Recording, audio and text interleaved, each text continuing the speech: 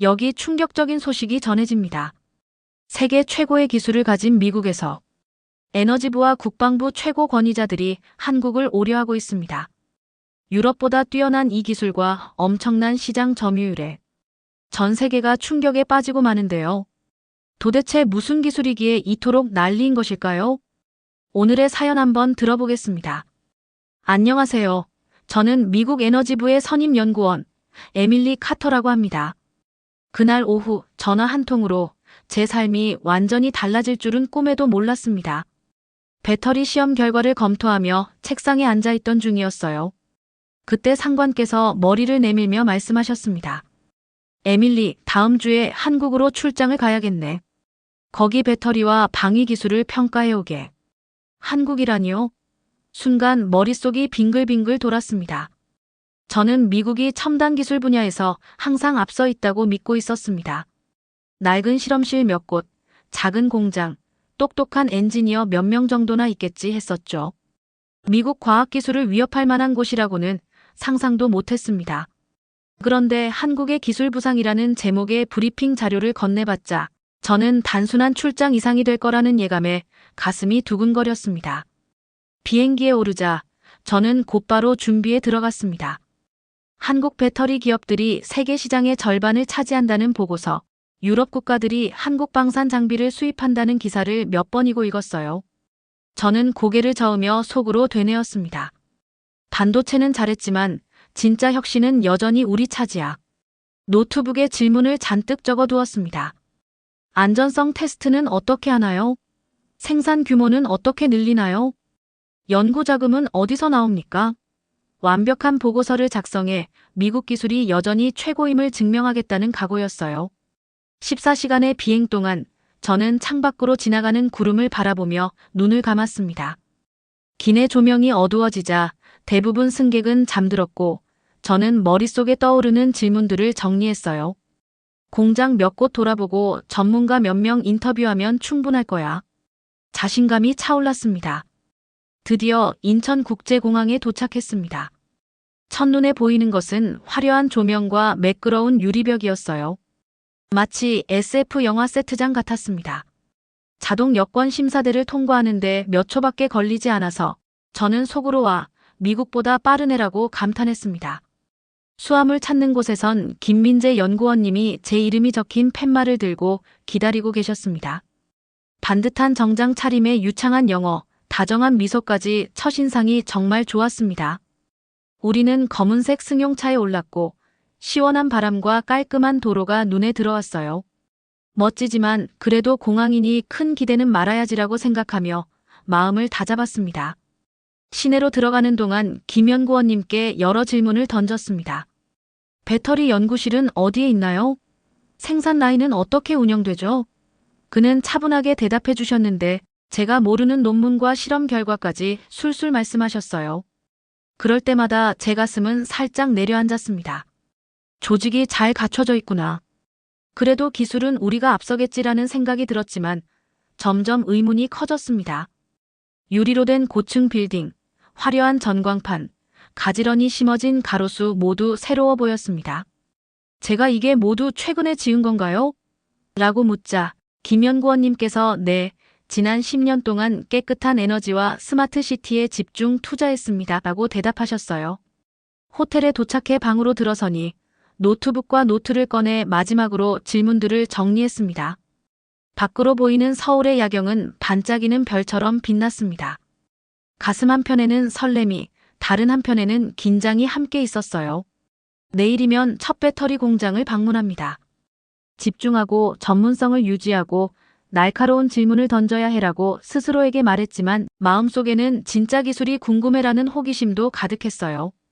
그리고 그날 밤 저는 꿈속에서도 전기차 배터리 공장과 K9 자주포, 끝없이 이어진 태양광 패널과 배터리 컨테이너가 어우러진 장면을 떠올리며 잠들었습니다.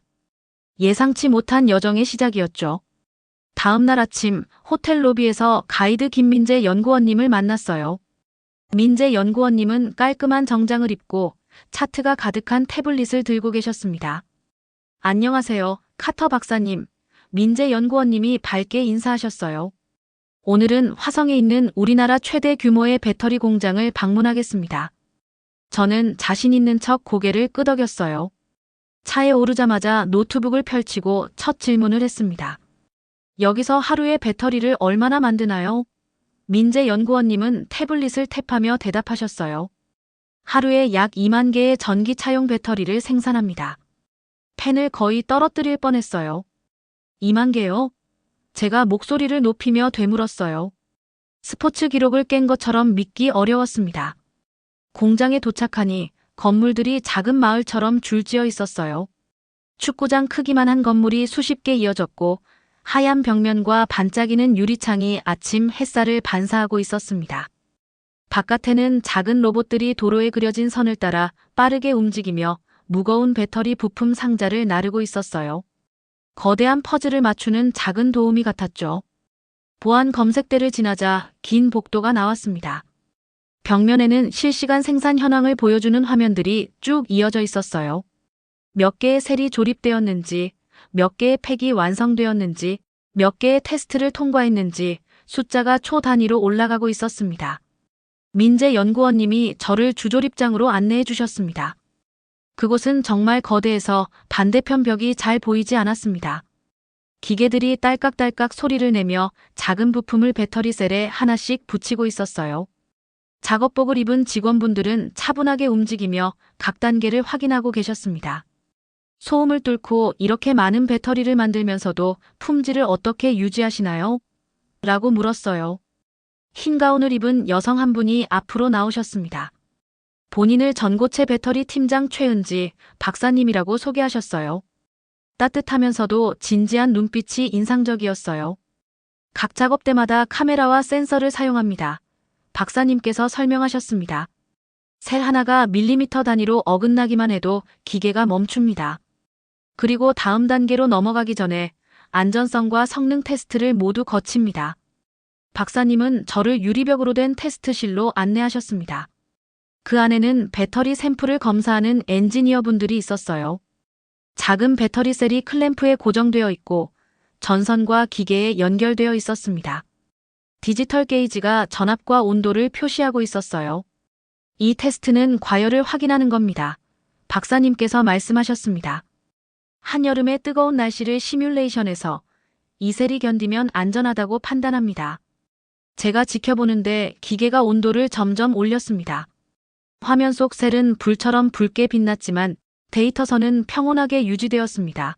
급격한 변화나 오류가 전혀 없었어요. 저는 입을 다물지 못하고 정말 대단하네요 라고 속삭였습니다. 최은지 박사님은 미소 지으시며 수백 번의 테스트를 거쳤습니다. 전고체 기술 덕분에 한계를 밀어붙일 수 있었어요 라고 말씀하셨습니다. 다시 밖으로 나가니 머리 위 레일에 배터리 팩이 가득 든 거대한 금속 바구니들이 달려 있었습니다. 각 팩에는 테슬라, 폭스바겐, GM 로고가 붙어 있었어요. 바구니들이 마치 기차처럼 레일을 따라 운반되어 출하장 쪽으로 향하고 있었습니다. 거대한 문이 열리자 트럭들이 줄지어 배터리를 실을 준비를 하고 있었어요. 민재 연구원님이 제 어깨를 톡톡 두드리셨습니다. 이 배터리의 대부분은 미국과 유럽으로 수출됩니다 하시며 미국 전기차의 60% 이상이 한국산 배터리를 사용합니다라고 알려주셨습니다. 저는 목이 메인 듯 가슴을 꿀렁이며 삼켰어요. 10%나 20% 정도일 거라 생각했는데 60%라니 파도가 몰려오는 기분이었습니다. 밖으로 나와 시원한 공기를 들이마시며 생각을 정리하려고 했습니다. 여기 와서 그들을 비판하려고 했는데 보이는 것마다 세계 최고 수준이야. 머릿속에는 질문이 빼곡히 차올랐습니다. 어떻게 전문가를 그렇게 많이 키웠을까? 어떻게 이렇게 큰 공장을 순식간에 지었을까? 민재 연구원님께서 제 표정을 보시고 지금까지 어떠세요? 라고 물으셨습니다. 저는 잠시 생각한 뒤 정말 감명받았어요. 이 정도 규모와 정밀도를 기대 못했습니다라고 솔직히 대답했어요. 연구원님께서 웃으며 고개를 끄덕이셨습니다. 한국은 천연자원이 거의 없었습니다. 그래서 기술에 집중할 수밖에 없었어요. 그 도전이 우리를 더 단단하게 만들었습니다. 저는 연구원님을 바라보다가 다시 공장을 둘러보았습니다. 로봇, 기계, 테스트실 모두 목적이 분명하게 빛나고 있었습니다. 예전의 확신이 호기심과 존경으로 바뀌고 있음을 느꼈어요. 차에 올라타며 노트북을 덮고 민재 연구원님께 미소 지으며 말했어요. 이렇게 보여주셔서 감사합니다. 곰곰이 생각해 볼 게 많습니다. 그분께서도 환히 웃으시며 내일은 방위연구센터에 가보실 거예요. 배터리 기술이 새로운 차량에도 어떻게 적용되는지 보실 수 있을 겁니다. 라고 말씀해 주셨어요. 저는 비판하러 온 사람이 아니라 배우러 온 사람이었어요. 그리고 앞으로의 일정이 너무 기대되었습니다. 다음 날 아침, 저는 KTX를 타고 과학도시 대전으로 향했습니다. 기차는 초고속으로 푸른 들판과 작은 마을들을 스치듯 지나가고 있었어요. 방위사업청에 도착하자 키 크고 자신감 넘치는 분이 저를 반갑게 맞이해 주셨어요. 안녕하세요, 카터 박사님. 저는 정승호 박사입니다. 밝은 사무실 벽과 큰 창문, 데이터 차트를 띄운 스크린들이 가득한 모습이 마치 첨단 스타트업 같았어요. 설레면서도 긴장됐습니다. 정 박사님은 저를 커다란 경납고로 안내하셨습니다. 그 안에는 여러 대의 군사 차량이 줄지어 있었어요. 먼저 보인 것은 K9 자주포였습니다. 탱크처럼 생긴 큰 녹색 포탑이 트랙 위에 올라앉아 있었죠. 이것이 우리의 자랑입니다. 정 박사님께서 말씀하셨어요. 저는 신발이 콘크리트 바닥에 쨍 소리를 내며 다가갔습니다. 조명이 비추자 K9의 포신이 반짝였어요. 정 박사님은 스크린을 터치하며 도식도를 띄우셨어요. 그리고 말씀하시길 K9 자주포의 주요 장점은 우수한 기동성과 높은 화력, 정밀한 사격 능력을 효과적으로 결합했다는 점입니다. 특히 뛰어난 자동장전 시스템을 갖추어 분당 최대 6발의 신속한 연속 사격이 가능하며 사격 후 신속히 이동할 수 있는 슈트 앤드 스쿠트 능력을 통해 적의 반격을 피하고 생존성을 높일 수 있습니다. 또한 우수한 포탄 사거리와 정확성으로 다양한 작전 환경에서 우위를 점할 수 있는 현대전의 핵심적인 포병 전력이라고 할 수 있습니다. 라고 설명해 주셨습니다. 저는 정말 놀라지 않을 수 없었습니다. 그 다음 우리는 K2 흑표 전차 쪽으로 걸어갔습니다. 영화에서 볼 법한 매끈한 디자인과 낮은 차체, 커다란 포탑이 인상적이었어요.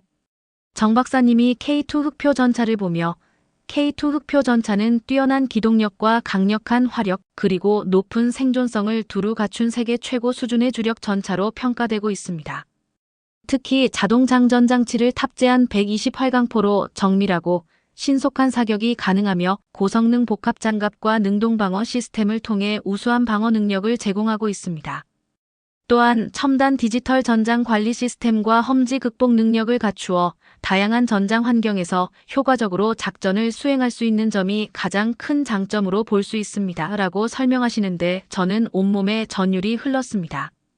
그리고는 정 박사님께서 야외 시험장으로 저를 이끌었습니다. K9이 천천히 앞으로 움직이며 먼지를 일으켰고 빈 포탄을 발사하자 멀리서도 강한 반동이 느껴졌어요. 저는 노트를 미친 듯이 적었습니다. 조용한 기동, 빠른 사격, 기술 공유, 충격 흡수. 다시 경납고 안으로 돌아와 수출 현황 차트를 보았습니다. 화면에는 폴란드, 이집트, 호주, 노르웨이 국기가 떠 있었어요. 작년 한 해에만 폴란드에 200억 달러어치 이상의 장비를 수출했습니다. 정 박사님이 말씀하셨습니다. 성능과 가격을 모두 만족시켰기 때문이죠.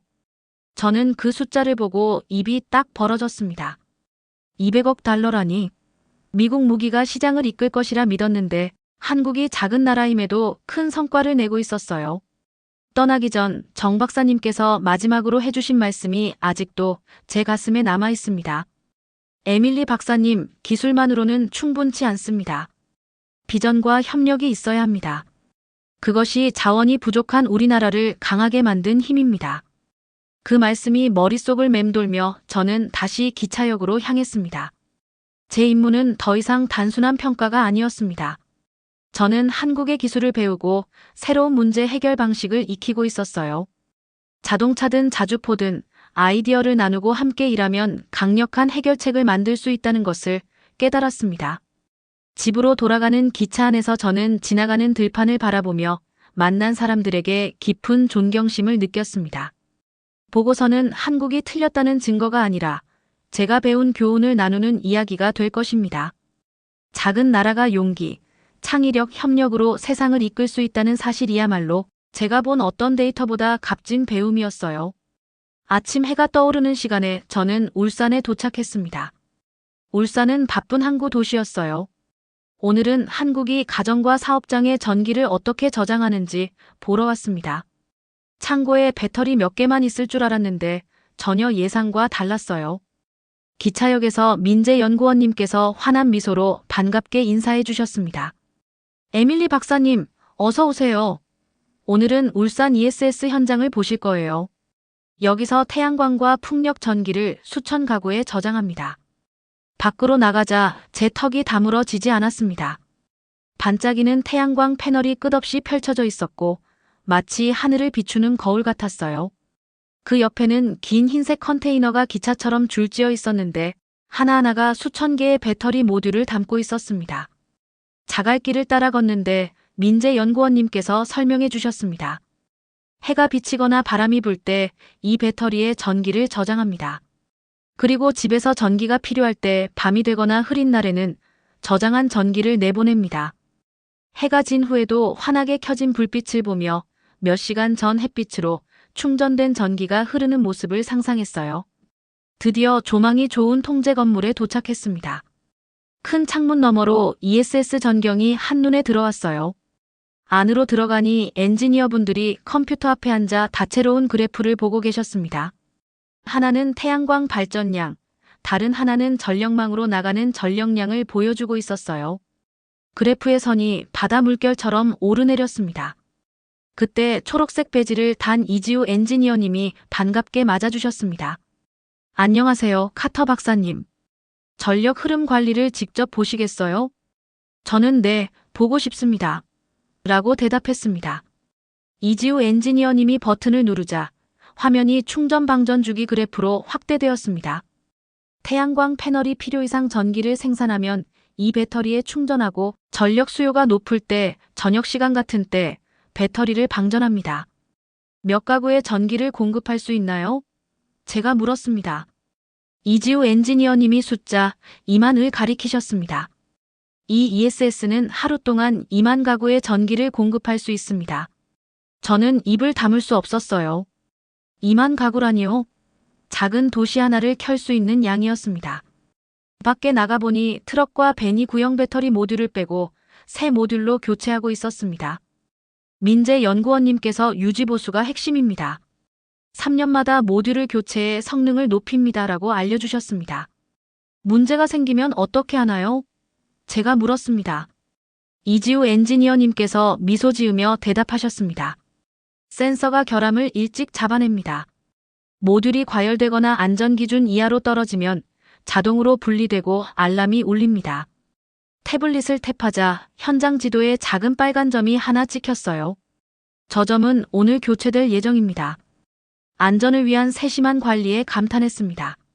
미국에서는 에너지 저장이 아직도 어려운 과제였는데 여기는 이미 완벽하게 해내고 있었습니다.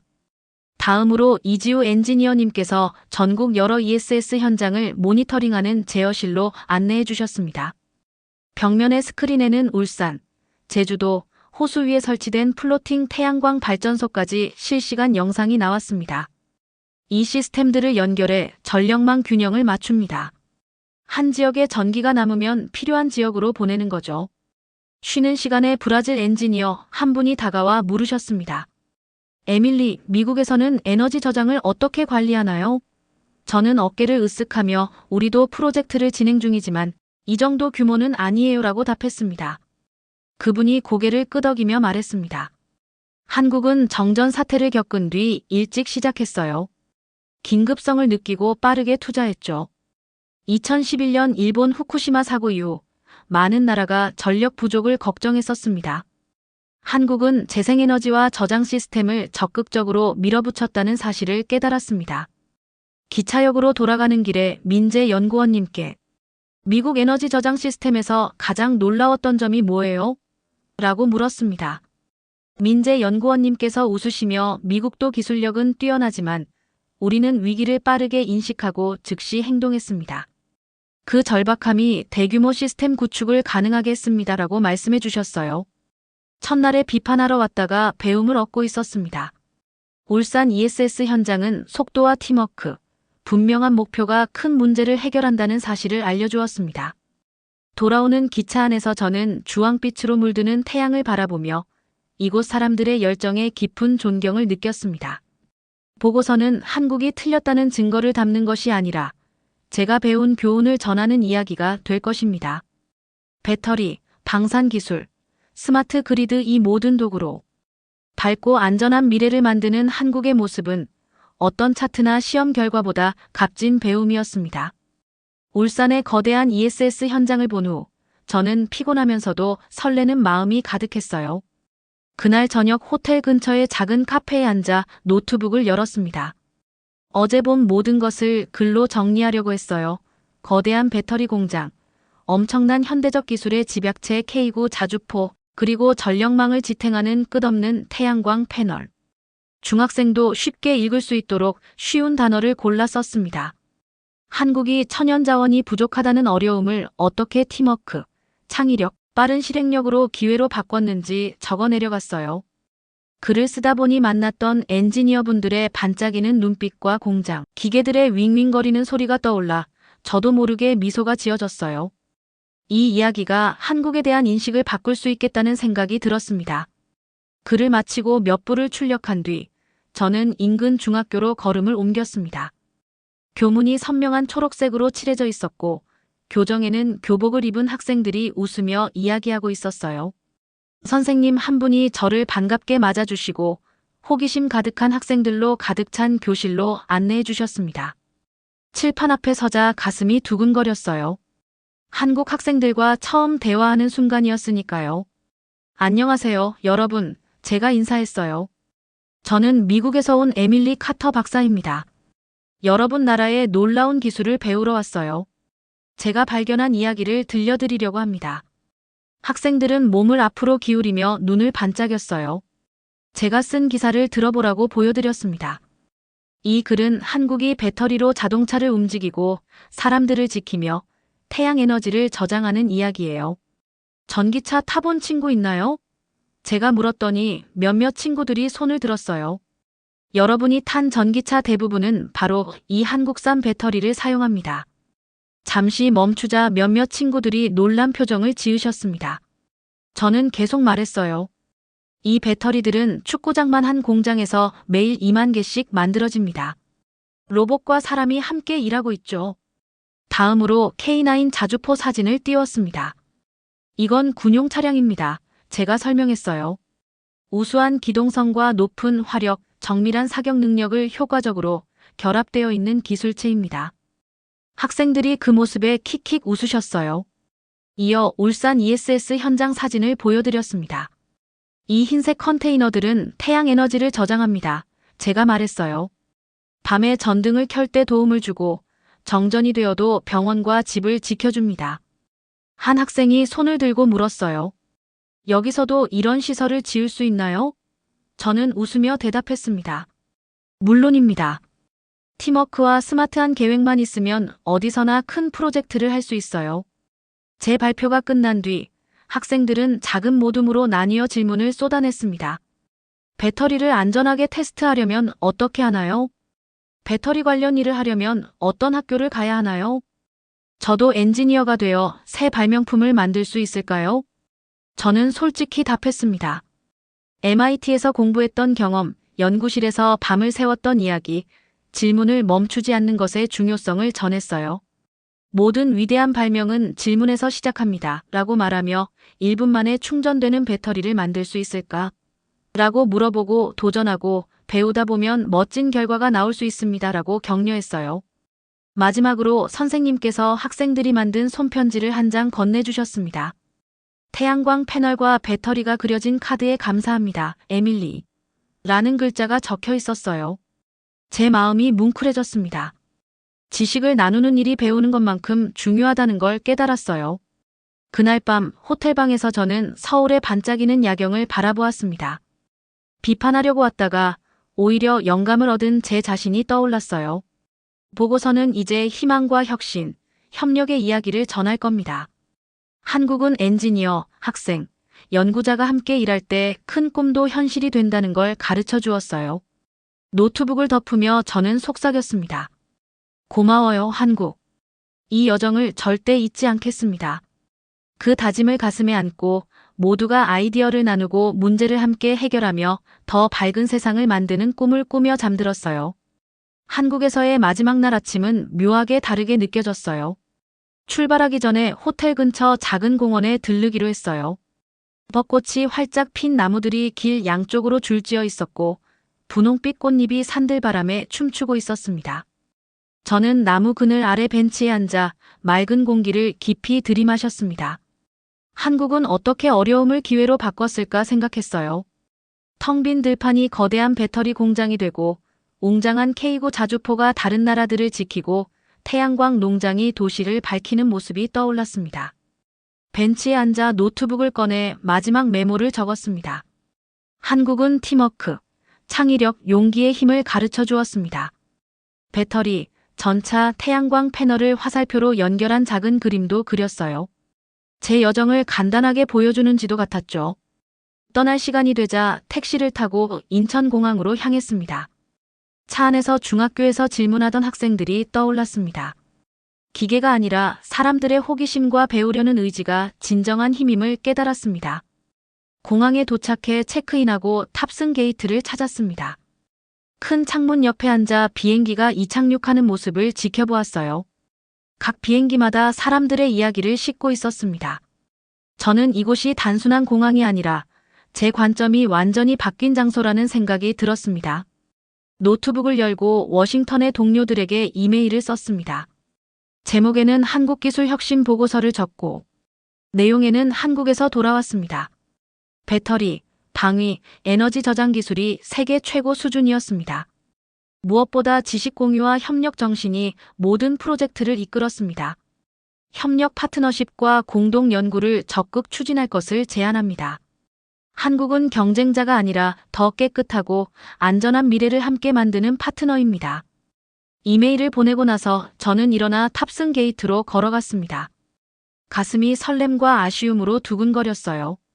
제가 본 것을 나눌 생각에 기뻤고 따뜻하게 맞아준 사람들을 떠나야 한다는 사실에 슬펐습니다. 비행기에 타자 다시 창밖 구름을 바라보았습니다. 이번에는 달랐습니다. 의심 가득한 연구원이 아니라 새로운 문제 해결 방식을 배운 사람이 되어 있었습니다. 눈을 감고 최은지 박사님의 차분한 미소, 정승호 박사님의 자신감 있는 말투, 이지우 엔지니어님의 밝은 에너지, 학생들의 반짝이는 얼굴이 떠올랐습니다. 다른 나라 사람들과 함께 일하며 큰 변화를 만드는 모습을 볼 수 있어 감사했습니다. 미국에 착륙하자 사명감이 치솟았습니다. 저는 캐리어뿐 아니라 미래에 대한 비전도 들고 내렸습니다. 앞으로의 일이 쉽지 않을 걸 알지만 열린 마음과 협력이 있으면 놀라운 일도 해낼 수 있다는 확신이 생겼습니다. 공항을 나서며 익숙한 공기를 크게 들이마셨습니다. 다음 목적지로 서둘러 가는 사람들을 보며 속으로 말했어요. 창의력과 팀워크, 과감한 행동을 결합하면 무엇이든 가능하다는 것을 보여주고 싶다. 하지만 변화를 만드는 건 작은 발걸음에서 시작된다는 것도 알고 있었습니다. 이메일 한 통, 이야기 한 조각, 호기심 어린 질문 하나처럼요. 집으로 가는 길에 저는 머릿속으로 배운 교훈을 되새겼습니다. 저는 미소 지으며 속삭였습니다. 이제 시작일 뿐이야. 이 교훈을 제 일에 적용할 준비가 되었다는 느낌이 들었어요. 팀원, 학생, 그리고 누구에게든 나누고 싶었습니다.